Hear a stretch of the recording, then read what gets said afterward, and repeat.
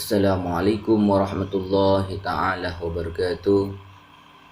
Bismillahirrahmanirrahim. Rabbi shrah li sadri wa yassir li amri wahlul 'uqdatam min lisani yafqahu qawli. Allahumma inna nas'aluka salamatan fid din wa afiyatan fil jasad wa ziyadatan fil ilmi wa barakatan fil rizqi wa taubatan qabla al-maut wa rahmatan indal maut wa maghfiratan ba'da al-maut wa najatan min nar wal afwa wal hisab. Alhamdulillah, puji syukur kita kepada Allah Subhanahu wa taala yang senantiasa memberikan kesehatannya kepada kita, kesehatan jasmani maupun rohani kepada kita. Mudah-mudahan kita senantiasa diberi kesehatan itu semua, dan mudah-mudahan kita semua dihindarkan dari bala bahaya, terutama kita tidak ada henti-hentinya untuk selalu memohon kepada Allah agar kita terjauh dari yang namanya COVID-19 yang sedang melanda dunia ini. Mudah-mudahan di bulan suci Ramadan ini Allah segera mengangkat COVID-19 itu dari dunia ini. Al-Fatihah. A'udzubillahi minasyaitonirrajim. Bismillahirrahmanirrahim. Alhamdulillahirabbil alamin. Arrahmanirrahim. Maliki yaumiddin. Iyyaka na'budu wa iyyaka nasta'in. Ihdinas siratal mustaqim. Siratal ladzina an'amta 'alaihim ghairil maghdubi 'alaihim waladdallin. Mahasiswa yang dirahmati oleh Allah, salawat ma'asalam tetap kita haturkan kepada beliau Nabi yang agung, Nabi besar Muhammad sallallahu alaihi wasallam, yang telah membawa kita dari alam jahiliyah menuju alam yang terang benderang seperti bulan Ramadan ini. Baiklah, pada kesempatan kali ini kuliah online akhlak tasawuf, kita akan membahas tema tentang tokoh dan konsep pemikiran tasawuf.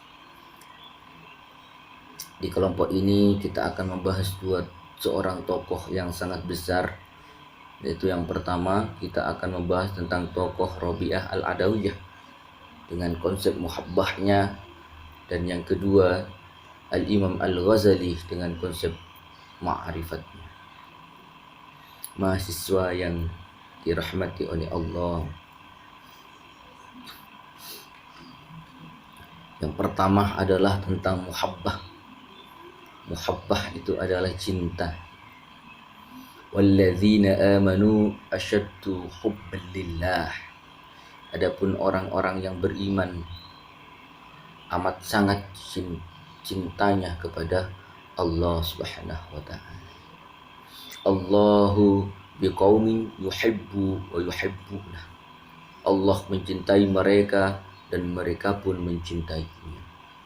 Al-Maidah ayat 54. Al-mar'u ma'aman ahabba. Hadis Nabi Muhammad sallallahu alaihi wasallam. Seseorang itu bersama dengan orang yang dicintainya. Sehingga cinta ini sangatlah penting untuk manusia miliki, karena cinta ini bisa menjadikan sumber kita untuk selalu dekat kepada yang menciptakan kita, untuk selalu berada di hati kita, berada di Allah yang telah menciptakan kita. Abu Bakar As-Siddiq radhiyallahu anhu pernah mengatakan, barang siapa yang merasakan cinta yang murni karena Allah dan Rasulnya, maka hal itu melalaikannya mencari keduniaan dan dirinya menjadi gelisah terhadap semua. Kalau sudah cinta ada di dalam hati kita, ada di sanubari kita, maka dunia akan menjadi nomor sekian yang akan menjadi tujuan kita.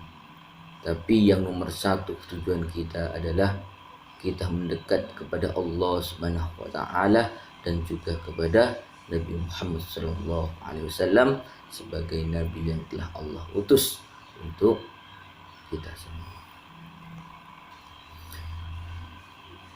Makna cinta adalah kecenderungan jiwa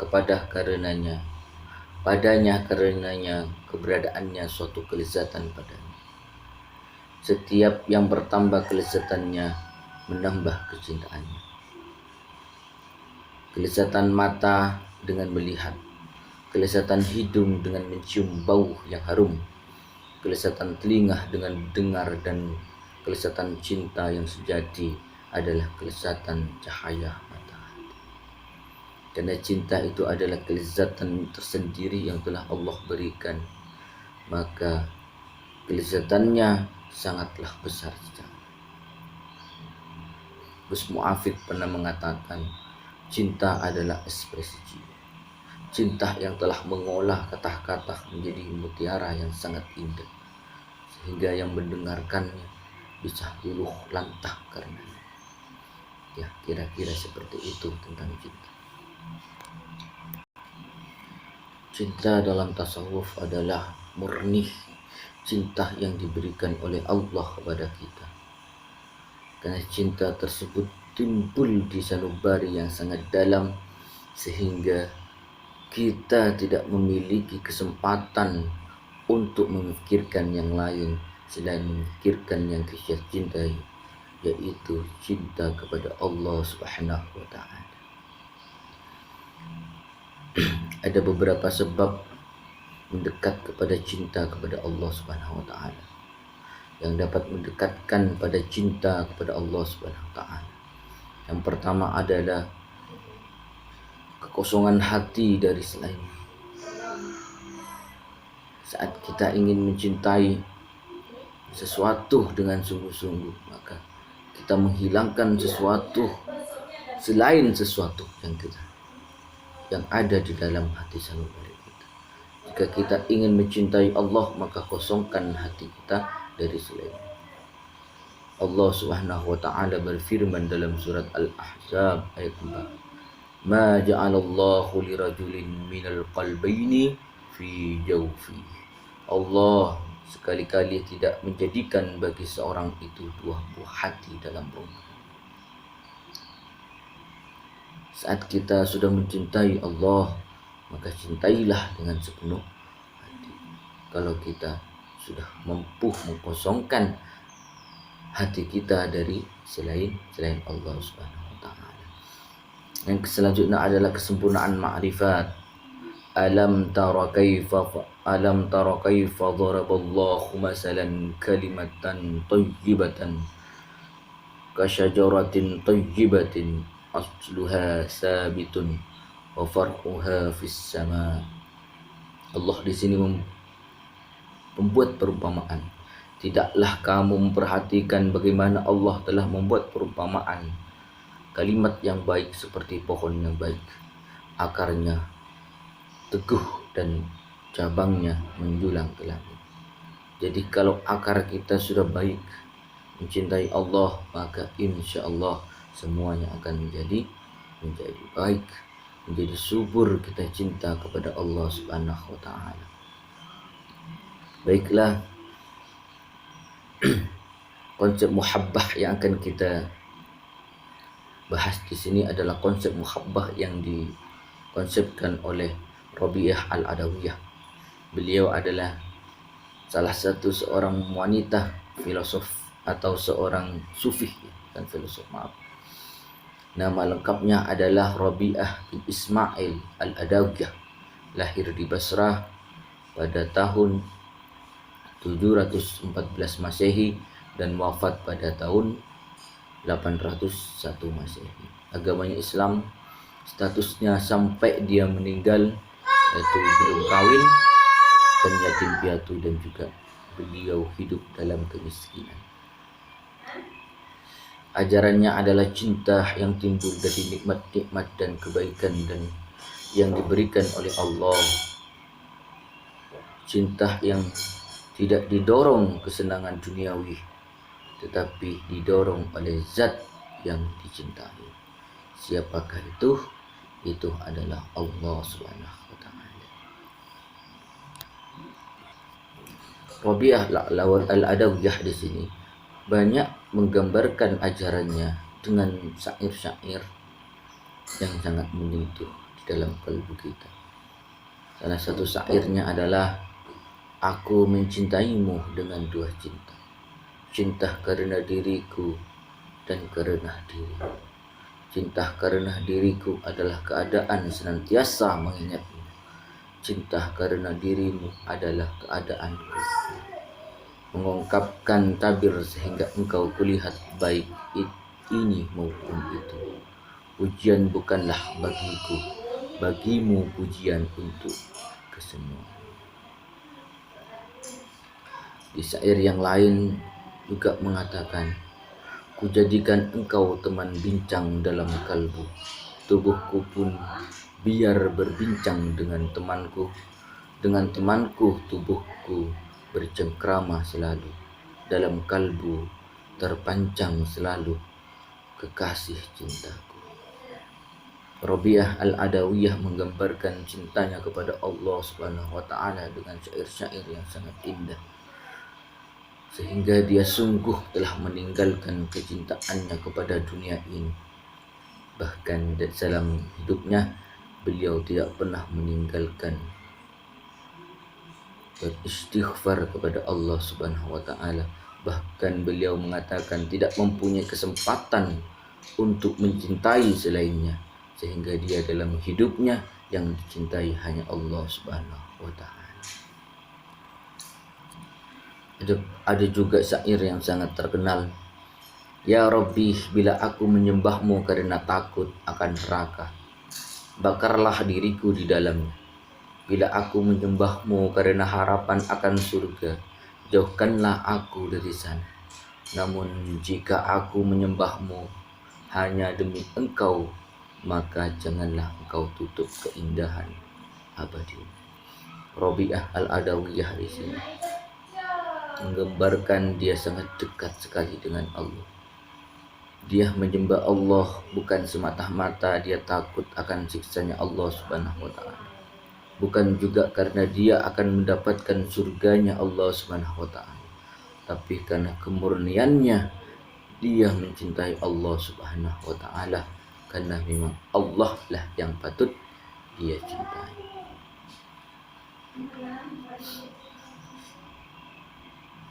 Itulah pemahaman segelumit tentang muhabbah yang diajarkan oleh Rabi'ah al-Adawiyah.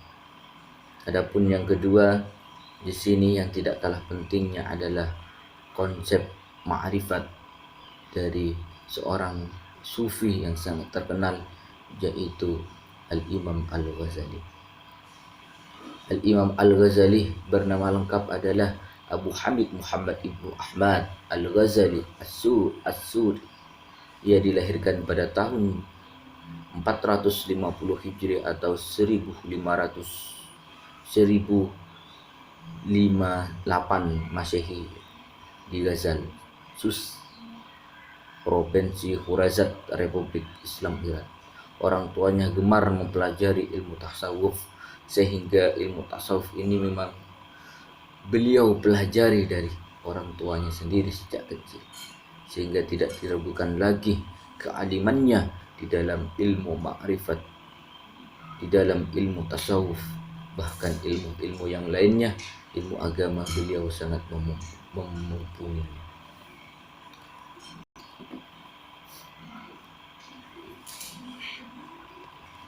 Beliau juga berguru kepada Yusuf Nazaj, Ahmad ibnu Muhammad Ar-Razak As-Sus, Abu Nasr al-Ismail di Jurjan, dan akhirnya beliau belajar di Madrasah Nizamiyah di Nasabur yang dipimpin oleh Imam Haramain. Perjalanan hidupnya beliau sangatlah berliku-liku. Ya, berliku-liku di sini bukanlah suatu yang jelek, tapi memang banyak cobaan dan ujian. Beliau sempat terjun ke dalam dunia politikan, karena beliau juga pernah menjadi seorang hukum di kepemimpinan khalifah pada saat itu. Pada tepatnya pada Menteri Sultan Bani Saljuk yang kemudian mengangkatnya menjadi guru besar di sekolah Nizamiyah Baghdad. Dan di sana beliau sangat terkenal sehingga pada akhirnya berpolemik dengan golongan Batiniyah Ismailiyah dan kaum filosof, dan beliau jatuh sakit. Kemudian ia meninggalkan semua jabatannya yang disandangnya seperti rektor dan guru besar di Baghdad. Ia menggembara ke Damaskus. Di Masjid Jami Damaskus ia mengisolasi diri, atau lebih tepatnya adalah uzlah, untuk beribadah, kontemplasi, dan sofistik yang berlangsung selama 2 tahun. Lalu pada tahun 490 Hijriah ia menuju Palestina, berdoa di samping kubur Nabi Ibrahim alaihissalam. Kemudian ia berangkat ke Makkah dan Madinah untuk menunaikan ibadah haji dan berziarah ke makam Rasulullah sallallahu alaihi wasallam. Ia terlepas dari kegoncangan jiwa ini dengan jalan tasawuf. Subhanallah. Setelah sembuh dari penyakit rohaninya ini, Al-Ghazali kembali memimpin perguruan tinggi Nizamiyah di Baghdad atas desakan Perdana Menteri Fakhir al-Mulk, anak Nizam al-Mulk. Perdana Menteri ini lalu mati, terbunuh atau meninggal. Kemudian Al-Imam Al-Ghazali kembali ke Sus, tempat kelahirannya. Di sini ia membangun sebuah madrasah khan atau semacam tempat praktek suluk untuk mengajarkan tasawuf. Usaha ini ia lakukan sampai ia wafat pada tanggal 14 Jumadil Akhir 505 Hijriah, bertepatan dengan tanggal 14 Jumadil Akhir bertepatan dengan tanggal 18 Desember 1111. Ia menghembuskan nafasnya yang terakhir dalam usia 55 tahun. Jasadnya dikebumikan di sebelah timur benteng dekat Tabaran, berdampingan dengan makam penyair yang terkenal Al-Firdaus. Ya, seperti itulah kira-kira perjalanan biografi dari Al-Imam Al-Ghazali yang dapat saya sampaikan. Selanjutnya tentang ajaran ma'rifat, mari kita kaji bersama. Bismillahirrahmanirrahim. Ajaran ma'rifat. Ma'rifat sendiri adalah sebuah pengetahuan atau mengetahui atau mengenal. Mengetahui Allah, pengetahuan terhadap Allah, mengenal kepada Allah Subhanahu wa taala. Mengetahui Tuhan dengan sanubari dan mengetahui rahasia Allah Subhanahu wa taala. Atau ma'rifat dapat diartikan sebagai cahaya yang dilontarkan Tuhan ke dalam hati seorang sufi. Orang yang tahu Tuhan tidak memiliki wujud sendiri, tapi berwujud melalui wujud Tuhan. Atau juga ma'rifat diartikan sebagai ketetapan hati dalam mempercayai hadirnya wujud yang wajib adanya, yaitu Allah Subhanahu wa taala yang menggambarkan segala kesempurnaan. Menurut Al-Imam Al-Ghazali, kelezatan dan kebahagiaan yang paling tinggi adalah melihat Allah Subhanahu wa taala. Ru'yatullah. Di dalam kitab Kimiyah tinggi adalah melihat Allah Subhanahu wa taala. Ru'yatullah di sini merupakan harapan semua manusia. Lebih-lebih kita sebagai seorang muslim yang memang yakin dan percaya bahwasanya Allah yang telah menciptakan kita. Makanya ketemu dengan Allah, melihat Allah dengan sanubari kita, maka itu menjadi harapan yang sangat dalam dari kita semua. Paham ma'rifat yang diajarkan oleh Al-Ghazali yang pertama adalah mata hati terbuka, maka mata kepala tertutup. Ma'rifat adalah cermin. Tidur dan bangun yang ada hanyalah Allah. Seandainya ma'rifat adalah materi, maka semua orang yang melihat akan mati karena tidak kuat dan dengan kecantikan dan keindahan. Yang pertama, mata hati terbuka, maka mata kepala tertutup. Saat mata hati kita terbuka, maka mata kepala kita tertutup. Di sini adalah memaknai bahwasanya hanya hati sebenarnya yang hanya akan dapat mampu menembus dinding-dinding menuju kepada Allah Subhanahu wa ta'ala. Maka marilah kita hendak bersama-sama mensucikan hati kita dari pekerjaan-pekerjaan yang kotor, dari akhlak-akhlak yang kotor, sehingga dengan itu kita akan lebih dekat kepada Allah Subhanahu wa ta'ala.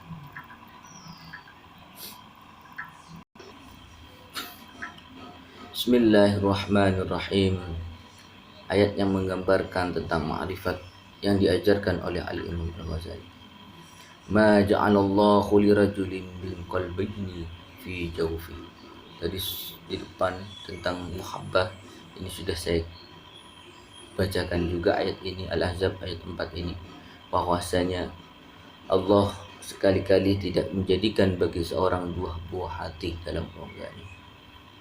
Sehingga kalau kita fokus hati kita diperuntukkan untuk Allah, maka insya Allah pengetahuan terhadap Allah Subhanahu wa ta'ala akan muncul.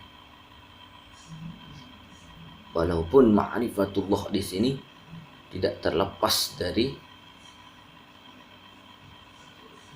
Allah itu sendiri telah memberikan hidayahnya kepada kita sehingga kita mampu menyikap tabir antara kita dan Allah itu sendiri. Wal akhiratu khairu wa abqa. Sedang kehidupan akhirat lebih kekal dari kehidupan akhirat adalah lebih baik dan lebih dari kekal. Seorang ma'rifat, seorang yang mempunyai pengetahuan terhadap Allah Subhanahu wa ta'ala, yakin bahwasanya akhiratlah lebih baik ketimbang daripada dunia. Sehingga tujuan tiada lain adalah akhirat yang nomor wahid. Karena tujuan menjadi sangatlah penting. Manusia tanpa tujuan berarti dia tidak akan sampai kepada apa yang dia harapkan.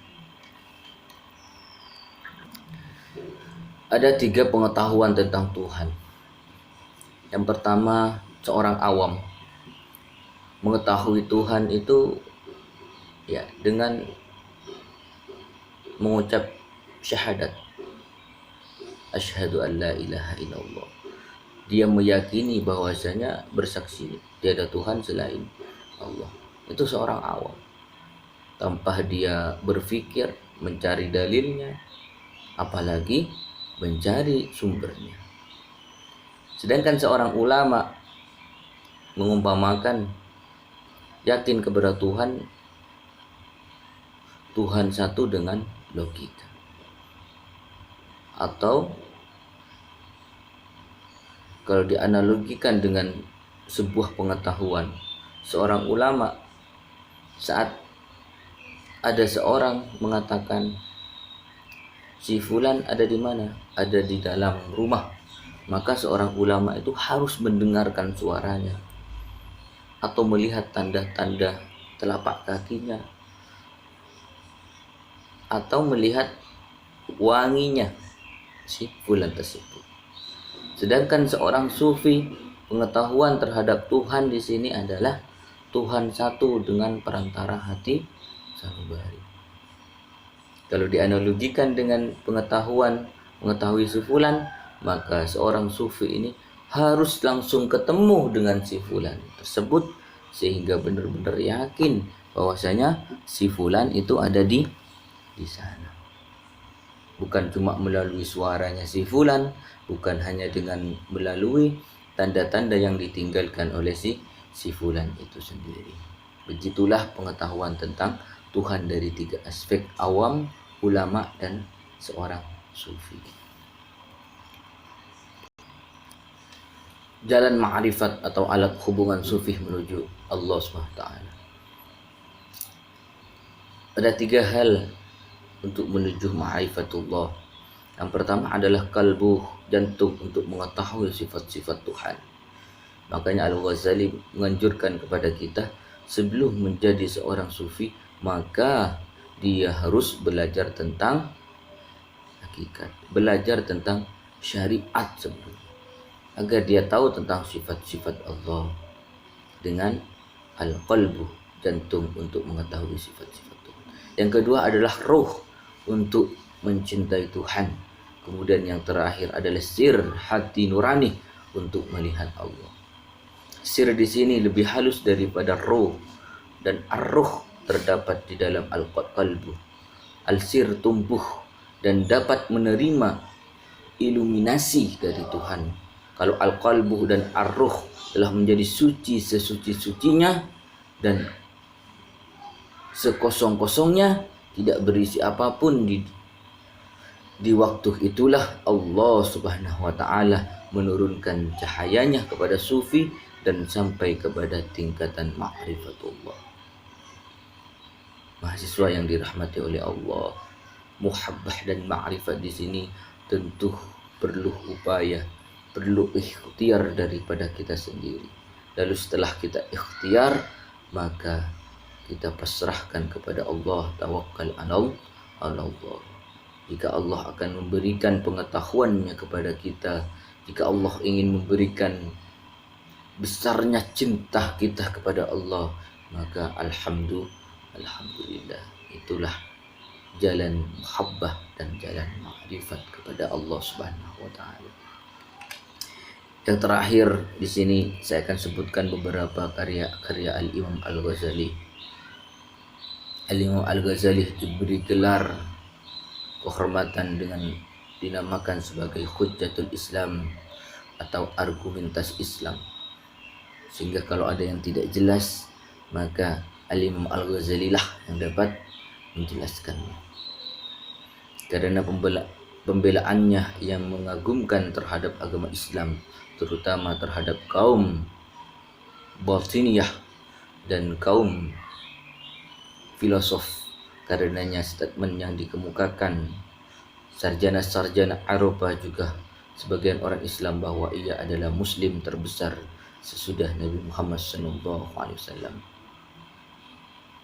Memperkuat kebesaran nama yang disandangnya, karya-karya beliau ada sekitar 98 karangannya, kurang lebih 98 karangannya ada, yaitu yang terbesar ada Al-Ihya Ulumuddin, Al-Iqtihad fi Al-I'tiqad, Maqasid Al-Falsafi, Al-Falasifah,